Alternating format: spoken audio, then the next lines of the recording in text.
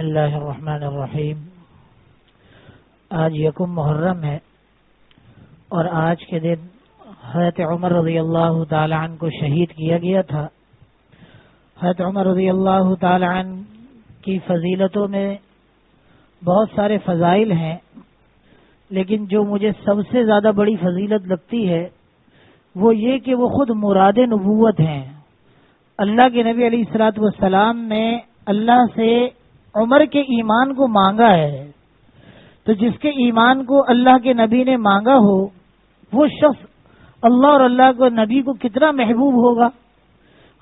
تو مراد نبوت ہیں۔ حضرت عمر رضی اللہ تعالیٰ عنہ کے بارے میں آتا ہے کہ رسول اللہ صلی اللہ علیہ وسلم نے فرمایا کہ جس راستے پر عمر چلتے ہیں شیطان اس راستے سے اپنا راستہ تبدیل کر لیتا ہے۔ ٹھیک، لیکن یہ فضیلت کیسے ملی؟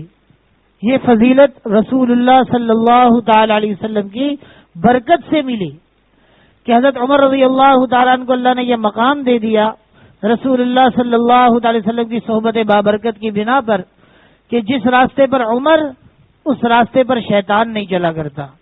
ایسا تو حضرت عمر رضی اللہ تعالیٰ عنہ میرے عزیز طلبہ 20 رکعت تراویح کے راستے پر چلے ہیں۔ 20 رکعت تراویح کے راستے پر عمر رضی اللہ تعالیٰ عنہ چلے ہیں۔ معلوم کیا ہوا کہ یہ راستہ شیطان کا راستہ نہیں ہے۔ جو اس کے الٹ چلے گا وہ شیطان کے راستے پر چلے گا۔ حضرت عمر رضی اللہ تعالیٰ عنہ نے 3 طلاقوں کو 3 قرار دیا۔ حضرت عمر رضی اللہ تعالیٰ عنہ اس 3 طلاقوں کے راستے پر چلے ہیں۔ معلوم کیا ہوا کہ اس راستے پر شیطان نہیں چلے گا، جو اس کا الٹ کرے گا وہ شیطان کا راستہ ہوگا، وہ شیطان کا راستہ ہوگا۔ تو عمر رضی اللہ تعالیٰ عنہ کو اللہ کے نبی صلی اللہ تعالی وسلم کی برکت سے، آپ کی صحبت بابرکت کی بنا پر اللہ نے ایسا مقام عطا فرمایا تھا۔ بسا اوقات تو ایسا ہوا کہ بعض آیات کے بعض جملے جو حضرت عمر رضی اللہ تعالیٰ عنہ کی زبان پر جاری ہوئے وہی اللہ نے قرآن کا حصہ بنا دیا۔ 1-2 واقعے ذکر کرتا ہوں۔ 1-2 واقعے۔ حضرت اما عائشہ صدیقہ رضی اللہ تعالی عنہ پر جب بدبختوں نے تہمت لگائی تو حضرت نبی علیہ الصلوۃ والسلام نے صحابہ کرام سے مشورہ کیا۔ حضرت عمر رضی اللہ تعالیٰ عنہ کو بھی بلایا کہ اے عمر تمہاری کیا رائے ہے عائشہ کے بارے میں؟ اے اللہ کے نبی صلی اللہ علیہ وسلم، یہ حضرت اما عائشہ سے نکاح آپ کا کس نے کرایا؟ اللہ نے کرایا، اللہ نے کرایا یہ نکاح، اللہ تعالیٰ نے یہ طے کیا۔ تو کہنے لگی کیا یہ ممکن ہے کہ اللہ تعالیٰ کوئی بری چیز آپ کو دے دے؟ پھر کہنے لگے سبحانک ھذا بہتان عظیم، یہ جملہ حضرت عمر رضی اللہ تعالیٰ عنہ کا۔ اللہ تعالیٰ نے جب اما عائشہ کی پاک دامنی کا قصہ اتارا، فیصلہ اتارا، تو انہی الفاظ میں اللہ تعالیٰ نے اس کو بیان فرمایا، سبحانک ھذا بہتان عظیم۔ بعینی وہی جملہ جو حضرت عمر رضی اللہ تعالیٰ عنہ کی زبان مبارک پر جاری ہوا، اللہ رب العزت نے وہ قرآن پاک کا حصہ بنا دیا۔ اسی طرح انسان کی تخلیق کے معاملے میں آتا ہے کہ انسان کی تخلیق کیسے ہوتی ہے۔ پہلے گوشت کا لوتھڑا ہوتا ہے، پھر ہڈی، پھر اس کے اوپر جنا اللہ تعالیٰ گوشت پوست چڑھاتے ہیں، اللہ تعالیٰ اعضا بناتے ہیں۔ ابھی یہ آیت یہاں تک اتری تھی 18ویں پارے کی، فخلقنا المضغۃ عظاما یہ والی آیت اتری، حضرت عمر رضی اللہ تعالیٰ کے زبان مبارک سے نکلتا ہے فتبارک اللہ احسن الخالقین۔ یہی جملہ اللہ رب العزت نے قرآن کا حصہ بنا دیا۔ یہ یہی جملہ فتبارک اللہ احسن الخالقین۔ تو حضرت عمر رضی اللہ تعالیٰ وہ ہیں مراد نبوت ہیں۔ ان کے ایمان لانے کا قصہ بہت ہی دلسوز قصہ ہے، ایمان افروز قصہ ہے۔ آج ان کی شہادت کے اعتبار سے ان کا ایمان لانے کا قصہ سنانے کو دل چاہتا ہے۔ اس کتاب کا نام ہے سیرت پاک، تالیف ہے یہ مولانا محمد اسلم قاسمی صاحب رحمہ اللہ کی، جو کہ صاحبزادے تھے قاری طیب صاحب رحمۃ اللہ علیہ کے۔ رسول اللہ صلی اللہ تعالی علیہ وسلم نے دعا فرمائی، اے اللہ عمر ابن خطاب کے ذریعے اسلام کو قوت دے۔ روایات میں آتا ہے کہ جب عمر رضی اللہ تعالیٰ نے اسلام قبول کیا تو کفار کے منہ سے نکلا کہ آج ہماری قوت آدھی رہ گئی۔ ایک عمر رضی اللہ تعالیٰ کے ایمان سے، ایک عمر رضی اللہ تعالیٰ کے ایمان سے کفار یہ کہتے ہیں، کفار مکہ یہ کہتے ہیں کہ آج ہماری قوت آدھی ہو گئی. ایسا اللہ تعالیٰ نے ان کو ایمان عطا فرمایا تھا. رسول اللہ صلی اللہ تعالی علیہ وسلم نے دعا فرمائی، اے اللہ عمر بن خطاب کے ذریعے اسلام کو قوت دے. اس لیے کہ حضرت عمر رضی اللہ تعالیٰ انتہائی بہادر اور دلیر آدمی تھے، مضبوط ارادے کے مالک تھے. جس کام کو کرنے کی ٹھان لیتے تھے اس کو کر گزرتے تھے، نہ کسی سے ڈرتے تھے اور نہ کسی سے خوفزدہ ہوتے تھے. چنانچہ جب ہجرت کا موقع آیا تو صحابہ کرام رضوان اللہ علیہ مجمعین چھپ چھپ کے نکلتے رہے، اور عمر رضی اللہ تعالیٰ تلوار لے کر نکلتے کہ جس نے اپنی بیوی کو بیوہ کرانا ہے، اپنے بچوں کو یتیم کرانا ہے، آ جائے عمر کے سامنے. کھلے عام ہجرت کرتے ہیں حضرت عمر رضی اللہ تعالیٰ. اسی واسطے ان کے اسلام سے دشمنی بھی اتنی سخت تھی اور مسلمانوں کو تکلیفیں پہنچانے میں بھی اتنے ہی بے باک تھے، مگر اس کے ساتھ ساتھ وہ ایک نرم دل بھی رکھتے تھے جس میں اپنے گھر والوں کے لیے ہمدردی کا جذبہ تھا. حقداروں اور ضرورت مند رشتہ داروں کے واسطے محبت اور شفقت بھری ہوئی تھی. پہلی ہجرت کے وقت جو مسلمان حبش کو گئے ان میں حضرت عمر کی ایک رشتہ دار خاتون حضرت ام عبداللہ لیلہ بنت ابی حسبہ بھی تھیں. یہ اپنے شوہر حضرت عامر رضی اللہ تعالیٰ عنہ کے ساتھ جا رہی تھیں. جب وہ چلنے کے وقت اپنے اونٹ پر سوار ہونے لگیں تو اتفاق سے حضرت عمر رضی اللہ تعالیٰ عنہ وہاں آ گئے. انہوں نے حضرت لیلہ سے پوچھا، ام عبداللہ کہاں کی تیاری ہے؟ حضرت لیلہ جانتی تھی کہ عمر مسلمانوں کے بہت سخت دشمن ہیں، اس لیے انہوں نے صفائی سے کہا، آپ لوگ ہر وقت مسلمانوں کو ستاتے رہتے ہیں، اس لیے ہم وطن چھوڑنے پر مجبور ہو گئے ہیں، اور ہم نے فیصلہ کیا ہے کہ جب تک خدا تعالیٰ مسلمانوں کے چھٹکارے کا کوئی راستہ پیدا نہیں کر دیتا اس وقت تک ہم وطن سے دور ہی رہیں گے. یہ سن کر حضرت عمر کے دل پر چوٹ لگی اور انہوں نے بے چین ہو کر کہا، خدا تمہارے ساتھ ہو. قریش کے جو لوگ مسلمان ہونے کے بعد ہجرت کر کے حبش چلے گئے تھے ان سبھی کی وجہ سے حضرت عمر کے دل پر بہت اثر تھا. پھر جب انہیں یہ معلوم ہوا کہ بادشاہ نجاشی نے مسلمانوں کے ساتھ بہت اچھا برتاؤ کیا اور مسلمانوں کو واپس قریش کے حوالے کرنے سے انکار کر دیا ہے تو ان پر اور زیادہ اثر ہوا. مگر اس کی وجہ سے رسول اللہ صلی اللہ علیہ وسلم کے خلاف حضرت عمر کا جوش و غضب اور دشمنی بہت زیادہ بڑھ گئی. وہ سوچتے تھے کہ محمد صلی اللہ علیہ وسلم کی وجہ سے ہی قریش کا شیرازہ بکھرا اور ان میں پھوٹ پڑی، خاندان تقسیم ہو گئے اور گھر والے ایک دوسرے سے الگ ہو گئے، اور اسی کی وجہ سے ایک گھر میں بھائی کا بھائی دشمن ہو گیا ہے. ادھر حضرت حمزہ کے اسلام لانے کے بعد دشمن دین ابو جہل جل کر کباب ہو گیا اور اس نے تیش میں آ کر اعلان کیا. اللہ تعالیٰ نے کیسا کرم فرمایا کہ حضرت حمزہ اور حضرت عمر 3 دن کے فرق سے دونوں اسلام کی آغوش میں آ گئے. ادھر حضرت حمزہ کے اسلام لانے کے بعد دشمن دین ابو جہل جل کر کباب ہو گیا اور اس نے تیش میں آ کر اعلان کیا، جو شخص نعوذ باللہ محمد صلی اللہ علیہ وسلم کو قتل کر کے اس کا سر میرے پاس لائے گا اس کو 100 اونٹ انعام دوں گا. حضرت عمر ابو جہل کے بھانجے ہوتے تھے.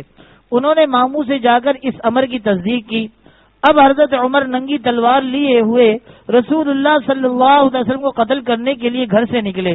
حضرت عمر اسی طرف چلے جہاں رسول اللہ صلی اللہ علیہ وسلم اس وقت حضرت ابو بکر، حضرت حمزہ، حضرت علی اور کچھ دوسرے مسلمانوں کے ساتھ بیٹھے ہوئے تھے. راستے میں حضرت عمر کو قبیلہ بنی عدی کے ایک شخص نعیم ابن عبداللہ ملے. نعیم خفیہ طریقے پر مسلمان ہو چکے تھے، لیکن اس بات کو اپنی قوم سے اس لیے چھپاتے تھے کہ انہیں معلوم ہو گیا تو وہ لوگ تکلیفیں اور طرح طرح کے عذاب دیں گے. نعیم نے جب عمر کو ننگی تلوار لیے تیز تیز قدموں سے جاتے دیکھا تو انہوں نے پوچھا، عمر ابن خطاب کہاں جا رہے ہو؟ عمر نے جواب دیا، اس شخص کو قتل کرنے جا رہا ہوں جو خدا کو ایک بتاتا ہے. حضرت عمر کو غضبناک دیکھ کر حضرت نعیم رسول اللہ صلی اللہ علیہ وسلم کی طرف سے بہت پریشان ہوئے اور انہوں نے سوچا کہ کسی طرح ان کا خیال رسول اللہ صلی اللہ علیہ وسلم کی طرف سے ہٹا کر دوسری طرف لگا دینا چاہیے. انہوں نے حضرت عمر سے کہا، خدا کی قسم عمر تمہارا دل خود تمہیں ہی دھوکہ دے رہا ہے. کیا تم یہ سمجھتے ہو کہ محمد صلی اللہ علیہ وسلم کے قتل ہو جانے کے بعد عبد مناف کی اولاد تمہیں زندہ چھوڑ دے گی؟ تم ذرا اپنے گھر جاؤ اور پہلے اپنے گھر والوں کی ہی خبر لے لو. عمر نے کہا، تم میرے کون سے گھر والوں کو کہہ رہے ہو؟ نعیم نے کہا، تمہارے بہنوئی اور چچا زاد بھائی سعید ابن زید ابن عمر اور تمہاری بہن فاطمہ بنت خطاب، اس لیے کہ وہ دونوں مسلمان ہو چکے ہیں اور انہوں نے محمد صلی اللہ علیہ وسلم کے دین کو اختیار کر لیا ہے، اس لیے سب سے پہلے تم ان کا فیصلہ کر لو. حضرت عمر کو اپنی بہن اور بہنوئی کے اسلام کے بارے میں کچھ پتہ نہیں تھا کیونکہ وہ دونوں اس بات کو عمر سے چھپاتے تھے. اس لیے حضرت نعیم کے منہ سے اب یہ بات سن کر انہیں بے حد تعجب ہوا اور ساتھ ہی وہ غصے میں آپے سے باہر ہو گئے۔ وہ اسی وقت پہلے اپنے بہنوئی کے گھر کی طرف مڑ گئے۔ غصے کی آگ ان کے سینے میں دہک رہی تھی اور بے حد غضبناک ہو رہے تھے۔ جب بہن کے گھر پہنچے تو باہر دروازے پر ہی انہوں نے سنا کہ کوئی شخص گھر میں آہستہ آہستہ قرآن پاک پڑھ رہا ہے۔ حضرت عمر نے فوراً ایک دم اتنے زور زور سے دروازہ کھٹکھٹایا کہ گھر کے لوگ گھبرا گئے اور انہوں نے پوچھا کون ہے؟ حضرت عمر نے جواب دیا میں ابن خطاب ہوں۔ حضرت عمر کی آواز سنتے ہی سب لوگ ایک دم گھبرا گئے اور جلدی جلدی قرآن پاک کو چھپانے لگے۔ اس وقت عمر کی بہن اور ان کے شوہر سعید حضرت خباب ابن ارد کے پاس بیٹھے ہوئے ان سے قرآن پاک پڑھ رہے تھے۔ حضرت خباب کو رسول اللہ صلی اللہ علیہ وسلم نے اس خدمت کے لیے متعین کیا تھا کہ جو قرآن کی آیتیں نازل ہوں وہ ان دونوں کو سکھا دیا کریں۔ اس وقت حضرت خباب ان کو سورہ طٰہٰ کی آیتیں پڑھا رہے تھے۔ جیسے ہی حضرت خباب نے حضرت عمر کی آواز سنی وہ جلدی سے اٹھے اور گھر کے اندر ایک حصے میں جا کر چھپ گئے۔ اب حضرت سعید دروازے پر گئے اور جا کر کیواڑ کھولے۔ حضرت عمر گھر میں کسی خوفناک شیر کی طرح داخل ہوئے اور ٹٹولنے والی نظروں سے گھر میں چاروں طرف دیکھنے لگے۔ انہیں اس شخص کی تلاش تھی جس کی آواز انہوں نے دروازے پر سنی تھی، لیکن جب انہیں اپنی بہن اور بہنوئی کے سوا کوئی تیسرا نظر نہیں آیا تو انہوں نے ان دونوں سے انتہائی غضبناک ہو کر پوچھا تم لوگ کیا پڑھ رہے تھے؟ ڈر کی وجہ سے ان دونوں سے کوئی جواب نہ بن پڑا۔ پھر حضرت عمر نے کہا مجھے معلوم ہو چکا ہے کہ تم بزرگوں کا دین چھوڑ کر بے دین ہو گئے ہو۔ حضرت سعید نے جواب دیا اگر سچائی بزرگوں کے دین میں نہ ہو بلکہ دوسروں کے دین میں ہو تو اسے کیوں نہ اختیار کیا جائے؟ بہنوئی کا یہ جواب سن کر حضرت عمر ایک دم انہی کی طرف بڑھے اور مارنا شروع کر دیا۔ فاطمہ نے اپنے شوہر کو بچانے کی کوشش کی تو حضرت عمر نے انہیں بھی مارا جس سے ان کا سر پھٹ گیا۔ انہوں نے غضبناک ہو کر کہا ہاں ہم مسلمان ہو گئے ہیں، جو تمہارا دل چاہے کر لو، تم ہمیں صرف اس لیے مارتے ہو کہ ہم اللہ کو ایک مانتے ہیں، مگر اب ہم اس سے نہیں پھریں گے۔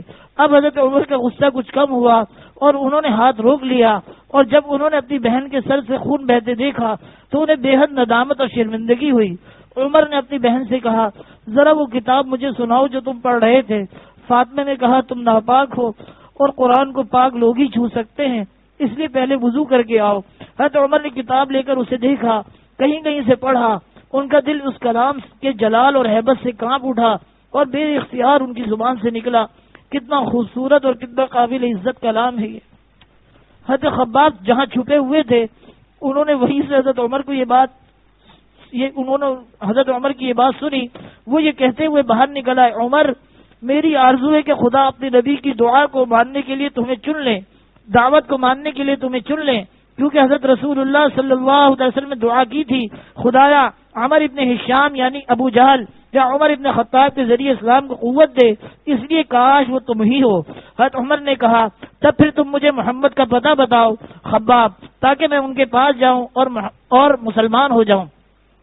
حضرت خباب نے جو خوش ہو کر کہا وہ اس وقت صفا کے دامن میں ارقم ابن ارقم کے مکان میں ہے۔ اپنے بھائی حضرت عمر کے اسلام لانے سے حضرت فاطمہ کی خوشی کا کوئی ٹھکانہ نہ رہا، اور اسی طرح ان کے شوہر خوشی سے بھولے نہیں سما رہے تھے۔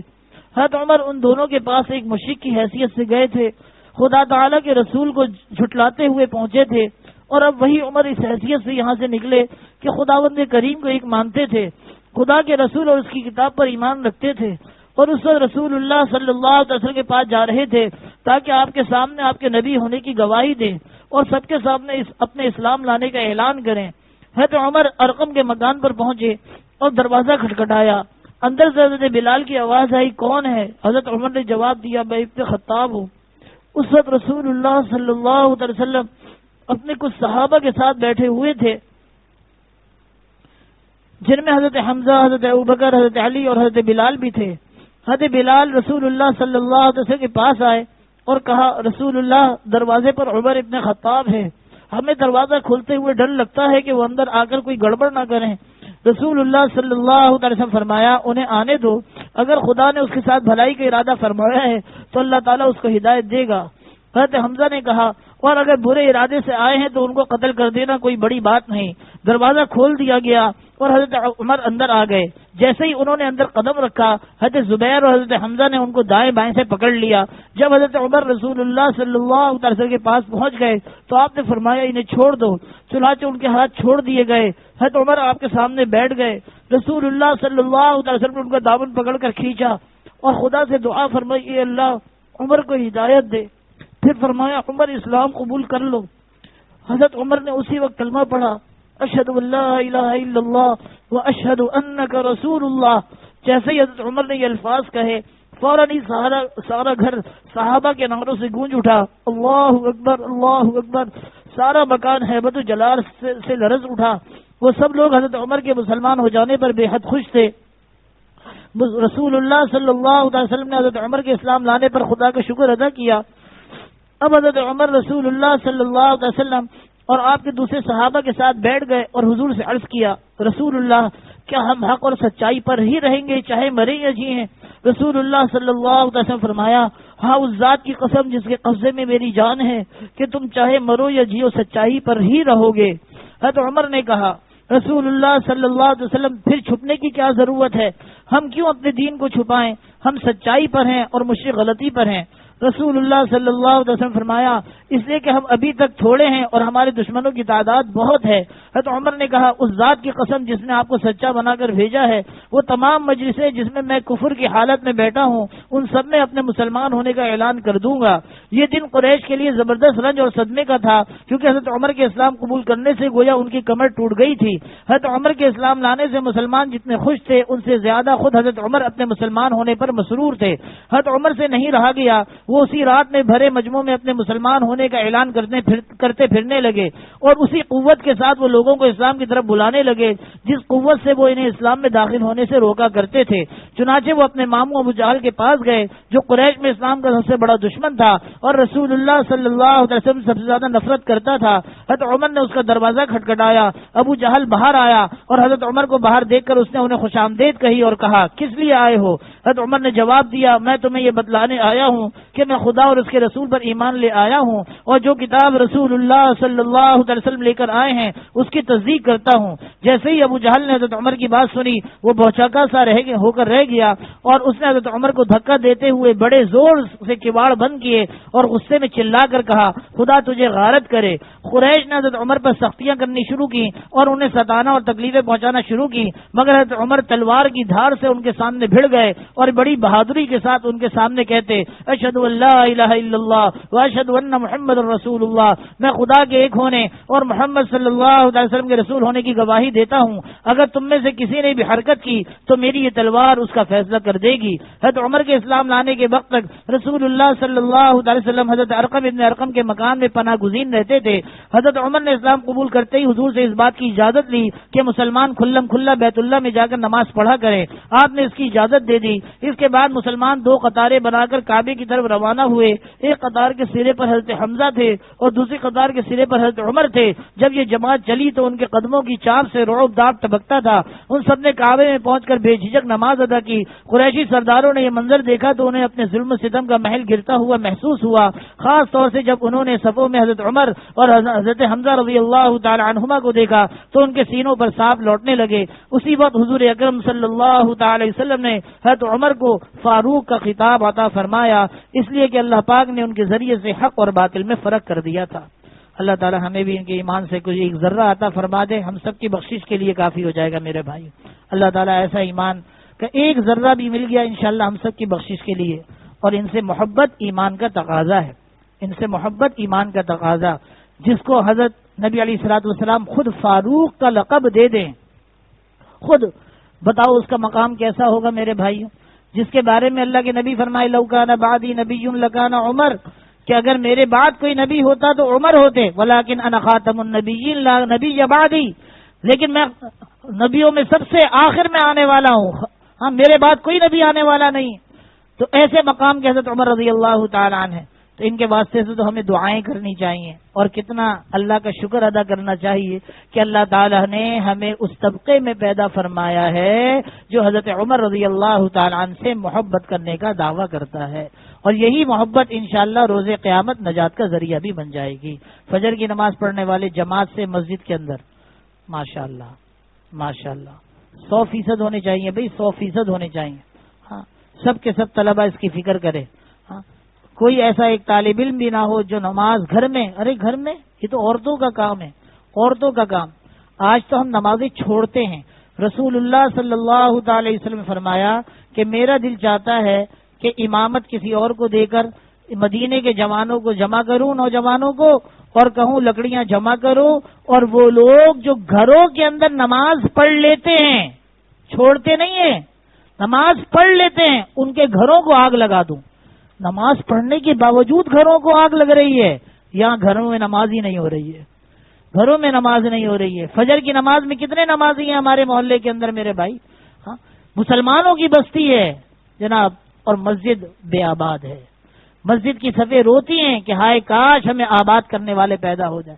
تو دعا کرو کہ اللہ تعالی ہمیں ان لوگوں میں پیدا کر دے، بنا دے کہ جب ہم دنیا سے جائیں نا، تو روایت میں آتا ہے کہ جب نیک آدمی دنیا سے جاتا ہے، جس جگہ وہ سجدہ کرتا ہے سجدہ گاہیں روتی ہیں کہ ہائے وہ آدمی ہم پر سجدہ کیا کرتا تھا، اللہ کو یاد کیا کرتا تھا، پیشانی ٹکایا کرتا تھا۔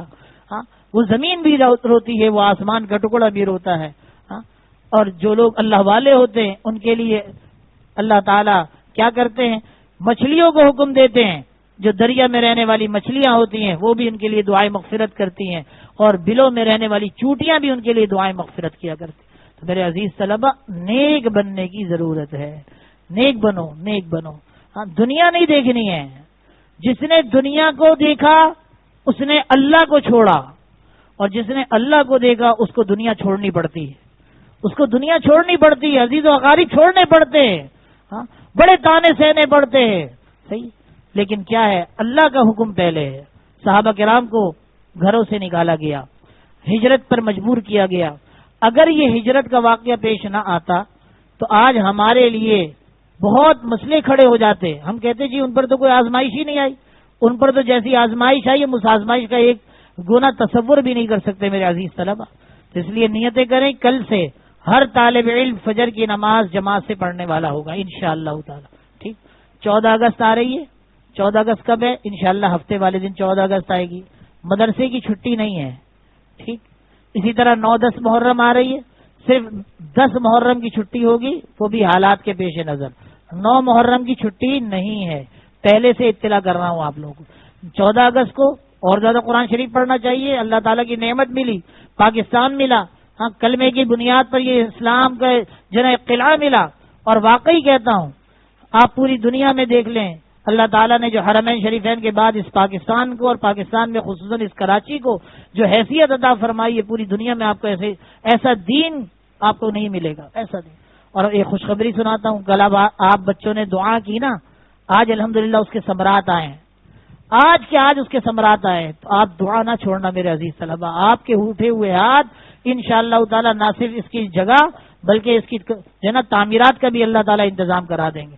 تو دل سے دعا کرنی ہے، سب طلبہ دعا کریں گے نا بھائی انشاءاللہ۔ جزاکم اللہ، السلام علیکم ورحمۃ اللہ وبرکاتہ۔